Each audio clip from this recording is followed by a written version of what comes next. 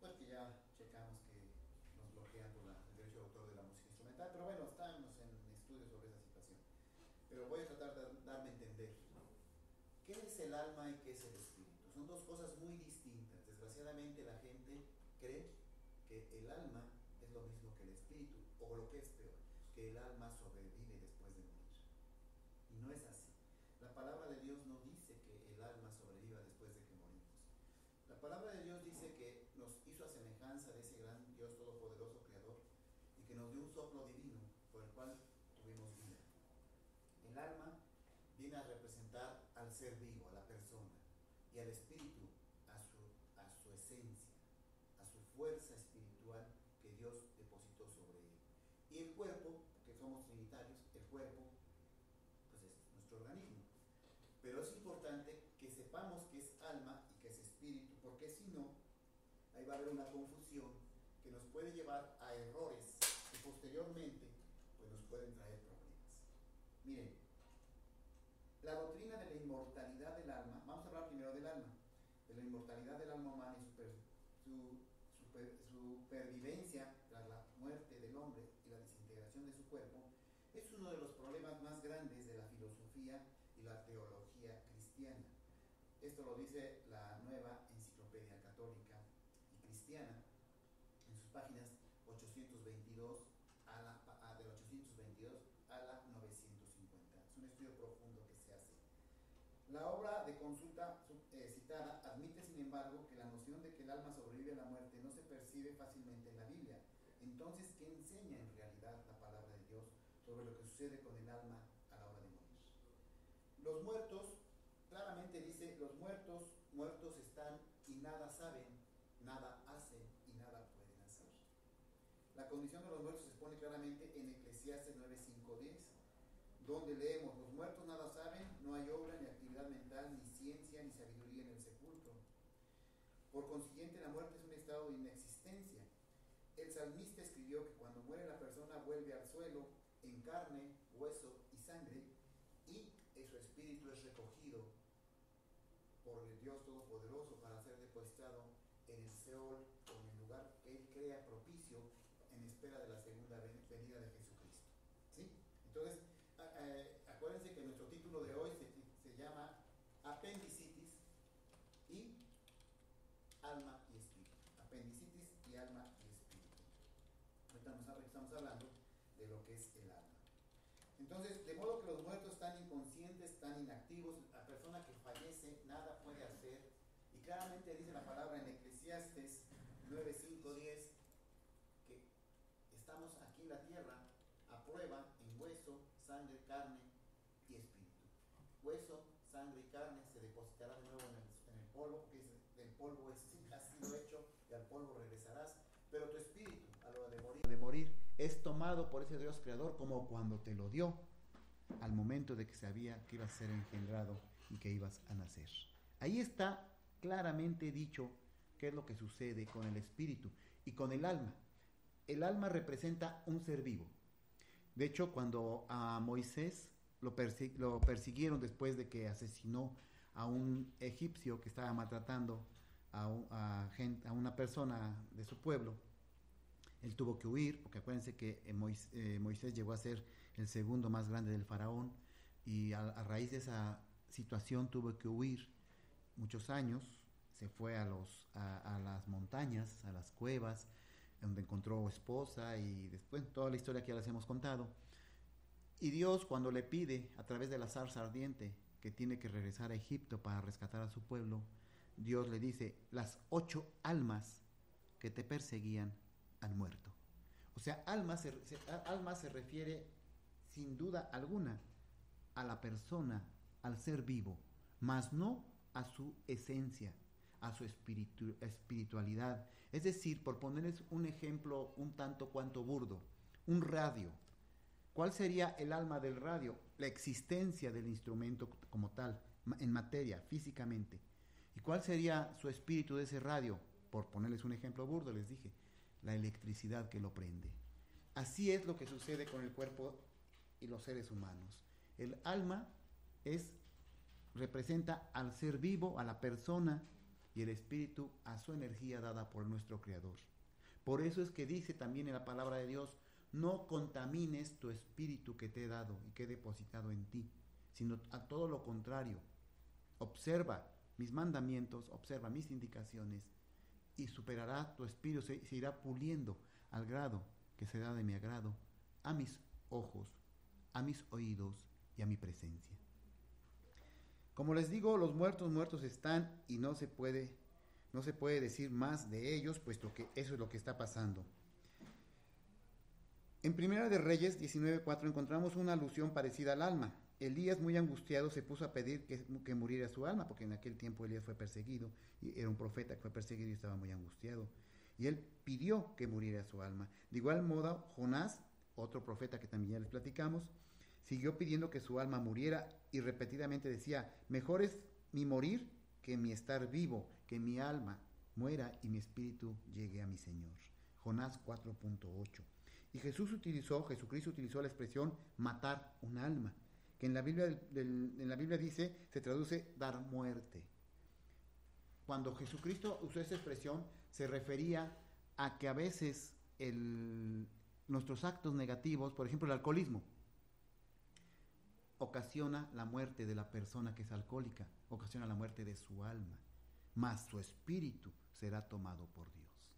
¿Sí? Entonces es importante que entendamos todas esas situaciones, porque se nos ha transquiversado la información y mucha gente cree que el alma sobrevive después de la muerte y que se va al cielo, o que son los espíritus que andan espantando, y para nada tiene nada que ver eso. O sea, los espíritus que nos espantan, los espíritus que mueven cosas, los espíritus que se nos aparecen, los fantasmas que se nos aparecen, son los demonios. Son demonios, son espíritus del diablo que andan haciendo y deshaciendo, y más a la gente que los invoca, más a la gente que cree en ellos o que les tiene miedo. No deben tener miedo. Si usted tiene en su casa ruidos o cosas extrañas, póngase a orar, ponga música, compre música cristiana de alabanza y póngala todo el día y en la noche. En esa casa seguramente hay maldad, dicen groserías, hay violencia. Dejen de hacer todo eso y verán que salen huyendo los espíritus malignos, porque los espíritus van a llegar siempre cuando los andamos mencionando o les andamos pidiendo que vengan, o a través de las groserías, a través de las mentiras, de la difamación, de hacer daño. Entonces esa es otra situación muy distinta. La gente que muere no anda espantando. La gente que muere se va al sepulcro en cuerpo, en su alma, y su espíritu es tomado por Dios y llevado a donde Él lo deposita, a donde lo cree pertinente, en espera de la segunda venida de Jesucristo. Miren, hay que entender lo siguiente. Antiguamente, como la palabra de Dios está escrita en la mayor parte, yo creo que en el 80% está escrita en griego y en hebreo, es por eso que le dan en la actualidad mal significado a las palabras. Es como por ejemplo el inglés, que a veces tenemos significados que creemos que en español nos está diciendo una cosa y en inglés es otra cosa. Por eso es la diferencia de opiniones, por eso es la diferencia de captación de ideas de la palabra de Dios. Por eso es que es importante tratar de investigar las palabras claves que están en la Biblia y qué significan en hebreo y en griego. El alma, en hebreo o en griego, emplearon el término hebreo nefesh y el griego psique. En conjunto, las dos aparecen más de 800 veces en las escrituras y se traduce única y exclusivamente como alma. Como se usan en la Biblia, las palabras alma y almas se refiere básicamente a las personas, ¿sí? Los animales o la vida que tienen tanto las personas como los animales, más no a su espíritu. Porque los animales también tienen espíritu, los animales también tienen alma, los animales también tienen entendimiento, pero mucho menor que los seres humanos, puesto que desde el principio de Adán y Eva, Dios le dijo a Adán y Eva, y van a controlar a los animales y van a estar sobre de ellos, ¿sí? Y solamente los matarán para alimentarse o para hacerse ropajes para cubrirse. Pero los animales también sienten, los animales también tienen amor, los animales también tienen cierto entendimiento, pero es instintivo, ¿sí? No como el del hombre, que es de análisis, ¿no? Imagínense que un animal estuviera a la par del hombre humano, pues caramba, sería algo que estaría fuera de contexto. Por eso en el programa pasado del martes les platicamos y les dijimos que Dios es un Dios de disciplina, de orden, que es el maravilloso diseñador, todo lo diseñó con precisión. ¿Para qué? Para que podamos entender lo que Dios quiere de nosotros en esta tierra.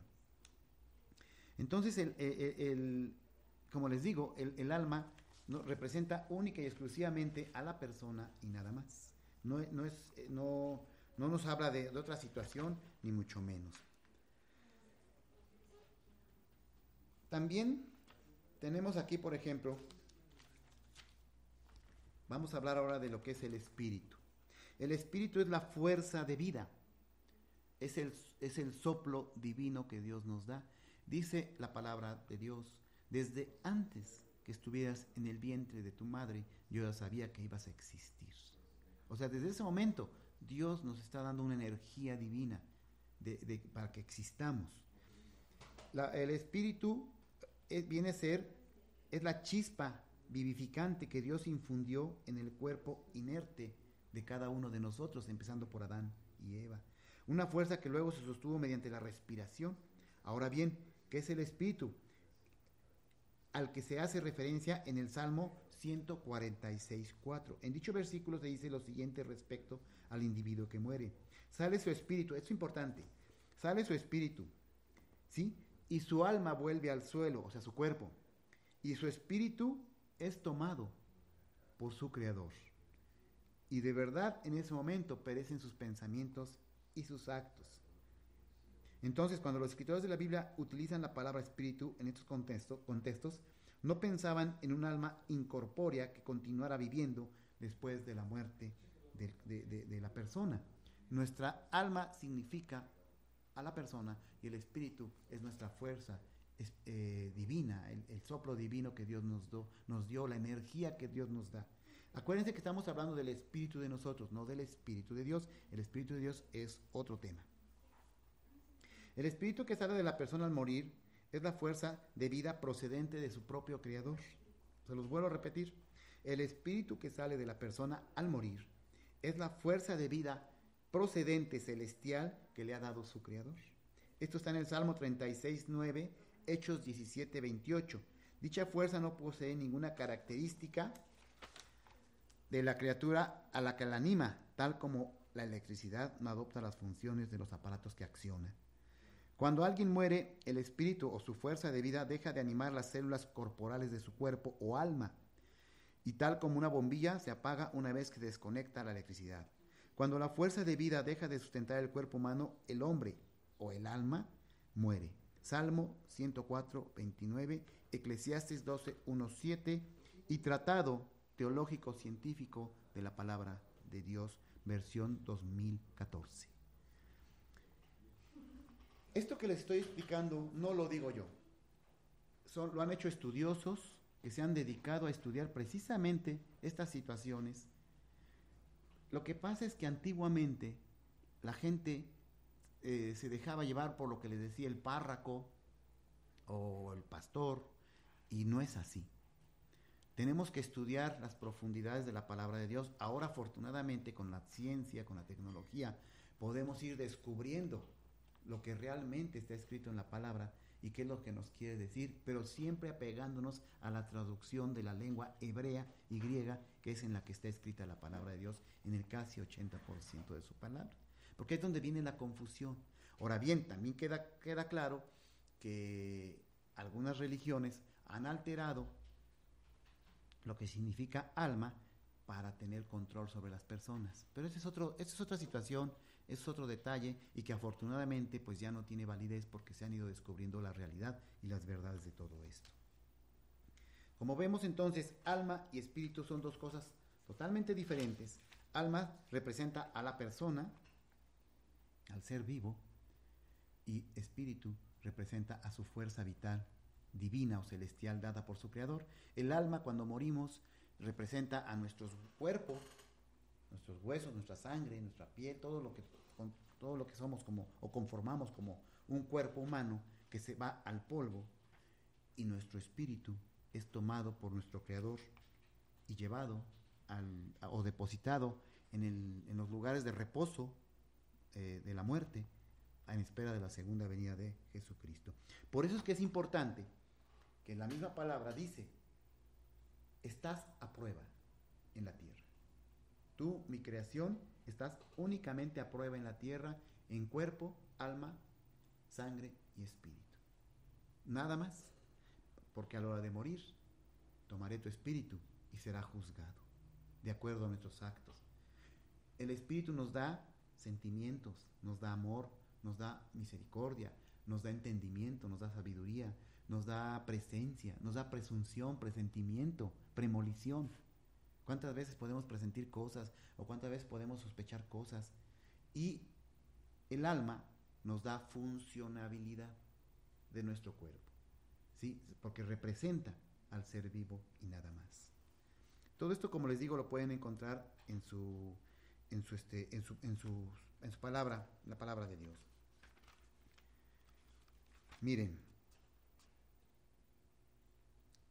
claramente dice aquí: es importante, dice, que al morir el hombre, el cuerpo se vuelve el polvo del que fue formado precisamente. Aquí es una aclaración que queremos hacer, porque actualmente ya no salimos del polvo, sino está hablando desde Adán y Eva, de nuestro primer padre, nuestra primera madre, que era Adán y Eva, que fueron hechos de polvo, del polvo de la tierra. Ahora los que han hecho estudios científicos han descubierto que tenemos muchos minerales y muchas sustancias que componen la misma tierra. Y los científicos dicen que pues es una coincidencia muy grande, ¿verdad? Que sin duda alguna nos dirige la mirada hacia un creador que nos está hablando con verdad, cuando en Génesis dice: de la tierra te he hecho y a la tierra volverás. ¿Sí? Entonces, ahí está la importancia. Esto lo pueden ver en Eclesiastes 12.7. ¿Sí? También de igual modo, la fuerza vital regresa a Dios, o sea, el espíritu. Esto lo pueden ver en Job 34:14-15 y en el Salmo 36:9. Entonces, sí es delicado que nos preocupemos por nuestro espíritu, porque también dice más adelante que si no salvamos nuestro espíritu, porque digamos hagamos muchas cosas malas, seamos violadores, asesinos, muchas cosas, dice entonces que nos iremos a la muerte segunda y la no resurrección, al abismo negro. Y entonces no vamos a resucitar en espíritu. Vuelvo a lo mismo, yo entiendo que no me creen esto. Yo entiendo que yo mismo no creía yo nada de esto hace mucho tiempo. Pero ahora que estudiamos todo esto, nos vamos dando cuenta de lo que realmente es Dios, quién es Dios y por qué ha hecho todo esto. Y créanme que es tan real, como que usted tiene un corazón que late a diario, día y noche con usted. Todo esto lo pueden ver en tengo este pequeño tratado que se llama El conocimiento que lleva a la vida eterna, este otro que dice que enseña realmente la palabra de Dios, y este maravilloso tratado que se llama Perspicacia y Concordancia para entender la palabra de nuestro Señor. Sí, aquí vienen muchas cosas que realmente, pues incluso a mí en lo particular hay cosas que también me dejan de verdad con la boca abierta, e incluso a veces hasta no entiendo todo exactamente, todo como se está describiendo, pero es un viaje maravilloso sumergirse al estudio de la palabra de Dios, pero desde un punto de vista científico, desde un punto de vista biológico, fisiológico, matemático, etcétera. ¿Sí? No desde un punto de vista religioso, porque entonces sería como un fanatismo negativo y me vuelvo un necio. Y al final de cuentas mi resultado va a ser que yo voy a creer lo que yo quiero creer, lo que yo creo que creo. No, tengo que estudiar la palabra, pero desde ese ángulo, porque créanme que Dios en su palabra tiene mucho, pero mucho de conocimiento que podemos aprender. Entonces, pues yo los invito a que chequen esta situación del alma y el espíritu, porque la verdad, créanme que sí es algo de verdad, que a mí yo tenía la idea de que sí teníamos un alma y que esa alma se nos iba cuando moríamos, pero miren, resulta que no es cierto para nada, y por lo tanto, por eso dice Dios en su palabra, no contamines tu espíritu. No lo contamines con drogas, no lo contamines con fumar, con tomar, con robar, con mentir, con muchas cosas que hacemos malas, porque tu espíritu se irá perdiendo. Y entonces el cuerpo, que viene siendo junto con el espíritu nuestro el templo de reservorio para el espíritu de Dios, no va a penetrar en nosotros. Eso es lo importante de esto que debemos de checar. La palabra griega neuma, espíritu, viene de neo, que significa respirar o soplar, y se cree que la voz hebrea, ruach o espíritu, procede de una raíz de igual significado. Por lo tanto, el significado primario de ruach y neuma es aliento de Dios. Fíjense cómo se están comprobando las cosas, ¿sí? Es aliento de Dios. Disculpen si no puedo pronunciar bien estas palabras hebreas, pero bueno, así es la situación. Aunque de este significado se han derivado otras aceptaciones, ¿verdad? Pero realmente significa aliento de Dios dado al hombre, o fuerza vital dada a las criaturas, o la creación de Dios. El espíritu del hombre es a semejanza del espíritu de Dios. De verdad esto está pues fuerte, está fuerte en el sentido de que viene a cambiar muchas cosas, pero recuerden que antiguamente había religiones que hacían las cosas a su conveniencia. Bueno, eso es a manera de introducción. Ya después les traeré bien, debido por el tiempo que empezamos un poquito tarde, ya les traeré bien un estudio más profundo de espíritu y alma, pero a manera de introducción, recuerden que estamos hechos de 3 partes: espíritu, alma y cuerpo. El alma es la persona, o se refiere a la persona viva; cuerpo, pues nuestro organismo, el cajón, lo que somos; y espíritu, nuestra fuerza viviente, esa electricidad que Dios nos dio para movernos, para pensar, para razonar, para reflexionar, para adorar a Dios, para agradecerle todo lo que tenemos, para sentir amor, para sentir también tristeza, para sentir también agonía, para sentir misericordia, para sentir perdón, etc. Vámonos rapidísimamente rápido con el tema de apendicitis. Miren, la apendicitis es una causa frecuente de dolor abdominal y es muy frecuente. Sin embargo, su presentación no es siempre clásica en cuanto a los síntomas. La mayoría de las personas sienten un dolor aquí en el hueco ilíaco, muy por debajo, ¿verdad?, de lo que es el hígado, pero no, a veces no es así. A veces en ocasiones el dolor se va al ombligo o a la parte epigástrica. Incluso yo he tenido pacientes que tienen apendicitis y el dolor lo tienen del otro lado. Es increíble, ¿eh? Pero parece ser que es por reflejo. En los niños no es tan frecuente, sin embargo se llega a presentar. ¿Cuál sería la historia clínica de la apendicitis? Bueno, hay dolor periumbilical o epigástrico que migra hacia el cuadrante inferior derecho. Después del dolor aparecen anorexia, náuseas y vómitos. La febrícula es frecuente, o sea, no hay mucha fiebre muy alta, excepto que se haya perforado el apéndice. La anorexia, que es falta de apetito, es menos frecuente en los niños, pero mayor en los adultos. Las presentaciones atípicas son más frecuentes en las pacientes más jóvenes y muy ancianos, y en las mujeres embarazadas. A la hora de la exploración física, ¿qué encontramos? Bueno, encontramos febrícula, la fiebre no es muy alta, ya les dije, excepto en la perforación. Al explorar el abdomen, revela dolor en el cuadrante inferior derecho, en esta parte, y existe la prueba de McBurney, que es levantar el pie, darle un golpe en el talón, y se presenta un dolor por rebote, y es positivo en la apendicitis. También existe el signo del psoas, que también nos causa positividad de apendicitis, empeorando el dolor con la extensión pasiva de la cadera derecha. El signo del obturador consiste en el empeoramiento del dolor con la rotación interna y la externa de la cadera derecha flexionada.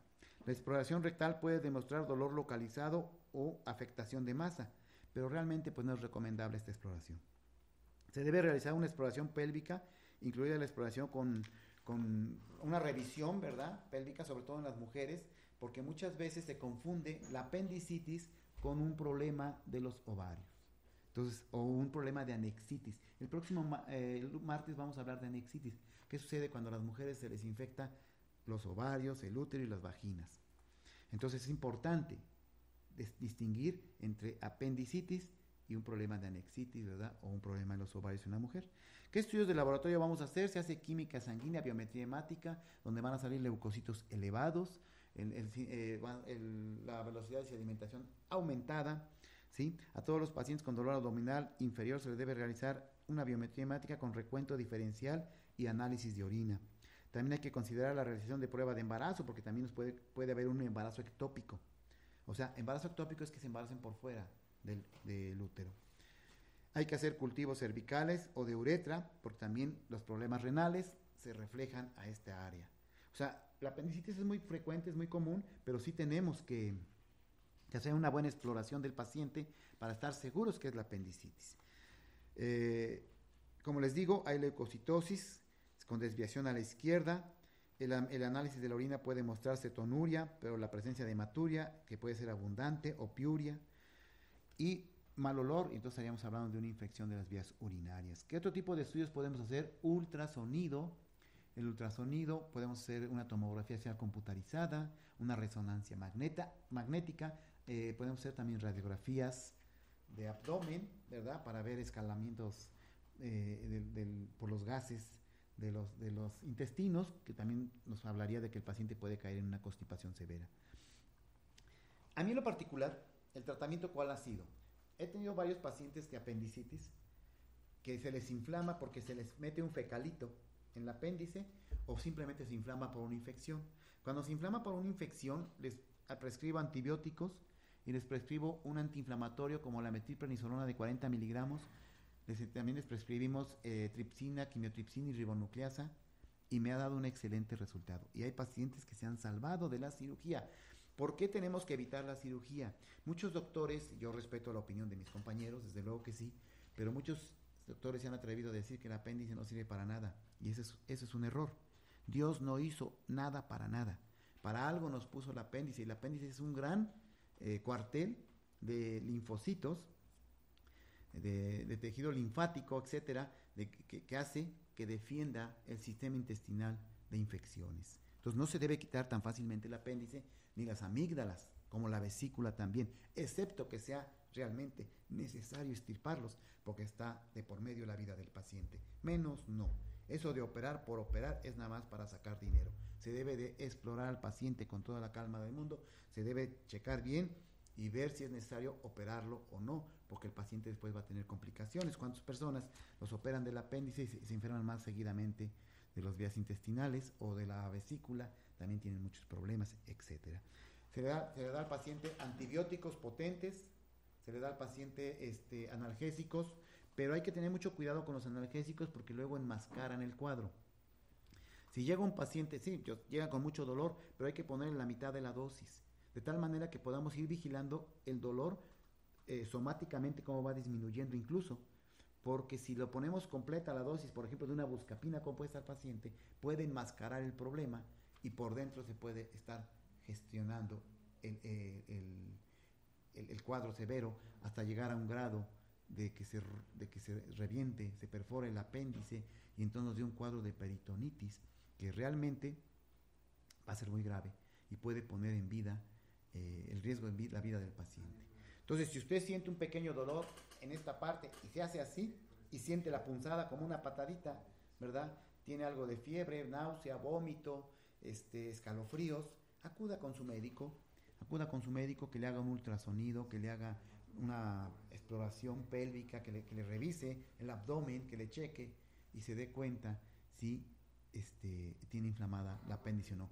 Ya los médicos que tienen mucha experiencia en la exploración, a la hora de explorar, sí sienten, porque al inflamarse el apéndice, bota hacia arriba el tejido y se puede sentirse cómo está inflamada el apéndice, y eso es más que suficiente para darnos cuenta de que el paciente tiene apendicitis. Entonces acuda con su médico, no espere a que el apéndice se le reviente, no espere a que ésta se estalle, porque va a estar en peligro de vida o muerte si le da una peritonitis, que es el que se riegue esa pus del apéndice en todo el peritoneo, y entonces tengan hasta que hacerle una laparotomía exploradora y una cirugía mayor, y mayores gastos y mayores problemas. Acuérdense que en medicina, cuando prevenimos, tenemos mucha salvación, incluso el cáncer. Les tengo preparados un programa muy especial de cómo el cáncer es curable si es detectable a tiempo. Si lo detectamos a tiempo, el cáncer va a ser curable. Sí, cuando dejamos que las cosas pasen es cuando ya es difícil tratar al paciente. Pero si nos checamos a tiempo, si nos analizamos a tiempo, si nos hacemos estudios a tiempo, créanme que vamos a tener mucha salvación de muchas enfermedades. Por eso es importante llevar una vida tranquila, sana, sin presiones, sin angustias, sin desesperaciones, hacer mucho ejercicio, tomar mucha agua, pero mucha agua. Se ha visto que los pacientes que toman mucha agua difícilmente se afectan del apéndice. Tomar sus vitaminas, sus minerales, sus antibióticos y pues estar tranquilos y irse a checar con su médico de confianza para que así puedan estar pues más tranquilos y sin tantos problemas que nos achacan a veces, ¿verdad? Y acuérdense que con la edad pues es más difícil tratar al paciente porque ya la edad pues el proceso de regeneración celular se hace más lento. Acuérdense que llegamos a una meseta que son los 50 años de edad y después ya todo es de bajada, todo es caída. Decía el doctor Ignacio Hermoso, un eminente parasitólogo de la Universidad de Puebla, llegamos a esa meseta, compañeros, y después es una caída inminente al cajón. Así es, si no nos cuidamos después de los 50 años, vamos a caer, a ir poco a poco declinando hasta que vayamos a la muerte misma. Entonces, después de los 50 años tenemos que tener más cuidado con nuestra salud. Muy bien, pues eso es todo, muchas gracias. Recuerden el teléfono 247-47-160-75 para cualquier duda. Quien quiera, no tenga para su consulta, quien no tenga para su medicina, acude a nuestro consultorio. Con todo gusto les damos su consulta y su tratamiento, pues sin costo, pero que verdaderamente lo necesite, ¿verdad? Quien quiera copias de estos tratados de la palabra de Dios, con todo gusto, o una Biblia, también se la proporcionamos. Y no olviden encomendarse al Espíritu de Dios a la hora de acostarse a dormir, porque como caemos en sueño, no sabemos si nuestro corazón va a seguir latiendo y si vamos a seguir viviendo al otro día. Eso es todo, muchas gracias. Agradecemos al licenciado José María, a su esposa, y a nuestro compañero Diego por los controles. Buenas noches, que descansen y recuerden siempre caminar de la mano de Dios. Hasta la próxima. Despacho Jurídico Velázquez, especialista en juicios penales, civiles y mercantiles con el nuevo sistema oral acusatorio en delincuencia organizada. Te invita a dar certeza jurídica a tu propiedad en la campaña de escrituras del Estado de Tlaxcala, a un bajo costo. Le ofrecemos asesoría gratuita, parcialidades de pago. Nos ajustamos a tu presupuesto. Nos encontramos en la calle 16 de septiembre, número 309, segundo piso en Apizaco, Tlaxcala. En Huamantla, en calle Roberto Covarrubias Norte, número 309. Despacho Jurídico Velázquez.